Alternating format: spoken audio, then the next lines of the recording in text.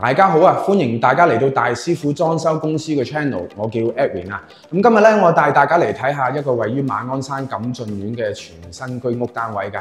呢個單位面積大約430平方尺嘅，屋主要求改造成一房一廳嘅間隔。今次呢個單位裝修風格採用咗簡約風嘅設計，非常感謝屋主對我哋公司嘅信任，選用咗我哋公司嘅居屋全拆裝修套餐連埋升級工程㗎。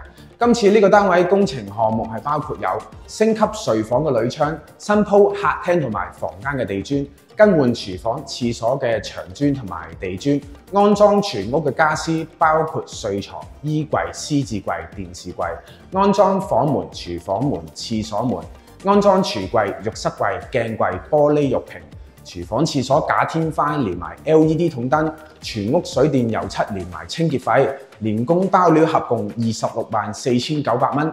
我哋係絕無其他附加收費，以成為本嘅。廚房門我哋安裝咗呢度黑框嘅玻璃趟門啦。櫥櫃咧係採用咗上下櫥櫃嘅設計。喺下方嘅櫥櫃，我哋預留咗位置安裝洗碗機同埋蒸焗爐嘅。上方嘅櫥櫃，我哋預留咗位置安裝油煙機啦。工作台面我哋選用咗白色嘅石英石。嚟到洗手間，洗手間門我哋採用咗黑框嘅磨砂玻璃趟門。洗手間方面，我哋安裝咗一組掛牆嘅鏡櫃啦。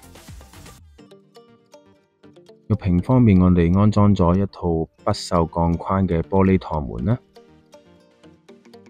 而鏡櫃下方，我哋安裝咗一組洗手盆櫃。呢組洗手盆櫃下方係預留咗位置安裝洗衣機嘅。好啦，過嚟第一間睡房睇睇。睡房呢邊，我哋同客人訂製咗呢套嵌入式嘅地台床啦。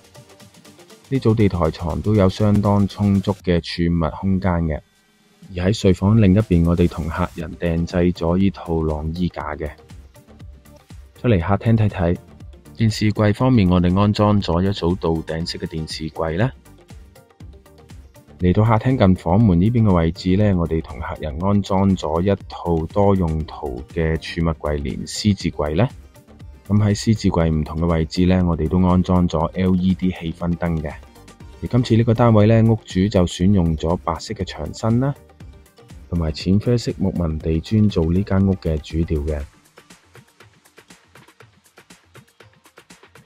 今集睇到呢度先，多謝大家收睇，拜拜。